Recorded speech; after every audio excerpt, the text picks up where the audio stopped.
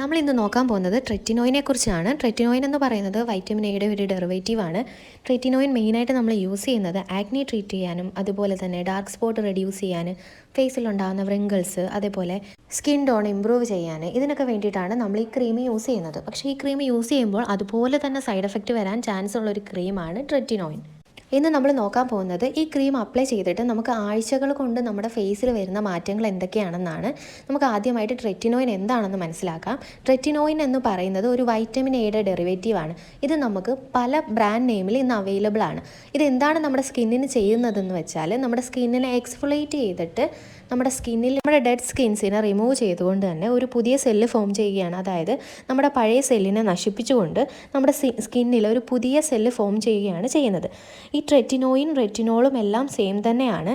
Same കണ്ടീഷനെ treat ചെയ്യാൻ വേണ്ടിയിട്ടാണ് രണ്ടും യൂസ് ചെയ്യുന്നത്. ഇത് രണ്ടും നമ്മുടെ സ്കിന്നിനെ കൊളാജൻ പ്രൊഡക്ഷനെ ബൂസ്റ്റ് ചെയ്തുകൊണ്ട് തന്നെ നമ്മുടെ സ്കിന്നിലെ ഇലാസ്റ്റിസിറ്റിയെ മെയിൻറ്റെയിൻ ചെയ്യിപ്പിക്കാൻ വേണ്ടിയിട്ട് ഒരുപാട് ഹെൽപ്പ് ചെയ്യുന്നുണ്ട്. പിന്നെ ട്രെറ്റിനോയിൻ എന്ന് പറയുന്നത് ഒരു synthetic version of vitamin A ആണ്. പക്ഷേ റെറ്റിനോൾ എന്ന് പറയുന്നത് ഒരു natural form of vitamin A ആണ്. ഇത് രണ്ടും സെയിം കണ്ടീഷൻ ട്രീറ്റ് ചെയ്യാൻ വേണ്ടിയിട്ടാണെന്ന് ഞാൻ നേരത്തെ പറഞ്ഞു. പക്ഷേ റെറ്റിനോളിനേക്കാൾ ഒരുപാട് സ്ട്രോങ് ആണ് ട്രെറ്റിനോയിൻ.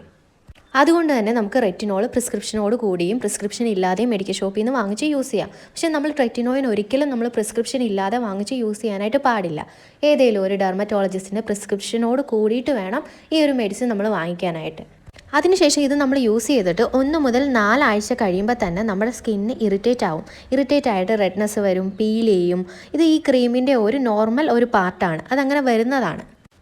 അതിനുശേഷം 4 മുതൽ 8 ആഴ്ച കഴിയുമ്പോൾ തന്നെ ഇനിഷ്യലി നമുക്ക് ഉണ്ടായിരുന്ന ആ ഇറിറ്റേഷനൊക്കെ കുറഞ്ഞിട്ട് നമ്മുടെ സ്കിൻ ടെക്സ്ചർ ഒന്ന് ഇമ്പ്രൂവ് ചെയ്യും. അതുപോലെ തന്നെ നമ്മുടെ ആക്നി റെഡ്യൂസ് ആവും, ബ്രേക്ക് ഔട്ട്സ് റെഡ്യൂസ് ആവും.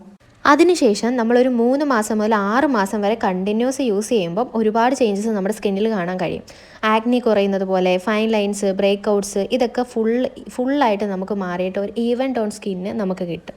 പിന്നീട് ആക്നിയെ ട്രീറ്റ് ചെയ്യാൻ വേണ്ടിയിട്ടാണ് നമ്മൾ ഈ ക്രീം യൂസ് ചെയ്യുന്നതുണ്ടെങ്കിൽ ഒരു 12 വീക്ക് ആകുമ്പോൾ തന്നെ നമുക്ക് നല്ലൊരു റിസൾട്ട് കിട്ടും. അതുപോലെ നമ്മൾ ആൻറ്റി ഏജിങ്ങിന് വേണ്ടിയിട്ടാണ് ഈ ട്രീറ്റ്മെൻറ്റ് എടുക്കുന്നതെങ്കിൽ 3 മുതൽ 6 മാസം വരെ നമ്മൾ കണ്ടിന്യൂസ് യൂസ് ചെയ്ത് കഴിഞ്ഞാൽ ഈ ഒരു റിസൾട്ട് കിട്ടത്തുള്ളൂ. പിന്നെ എല്ലാ ക്രീമും അപ്ലൈ ചെയ്യുന്നത് പോലെ തന്നെയാണ് അപ്ലൈ ചെയ്യുന്നത്. ഫസ്റ്റ് ഒരു ക്ലെൻസ് ചെയ്യുക, പിന്നെ അതിനുശേഷം ടോണർ അല്ലെങ്കിൽ ഏതെങ്കിലും ഒരു സെറം യൂസ് ചെയ്യുക, അതിനുശേഷം നമ്മുടെ ഈ മെഡിസിൻ യൂസ് ചെയ്യുക. അതുപോലെ മസ്റ്റായിട്ട് മോയ്സ്ചറൈസർ ഇടാനും സൺസ്ക്രീൻ ഇടാനും മറക്കരുത്.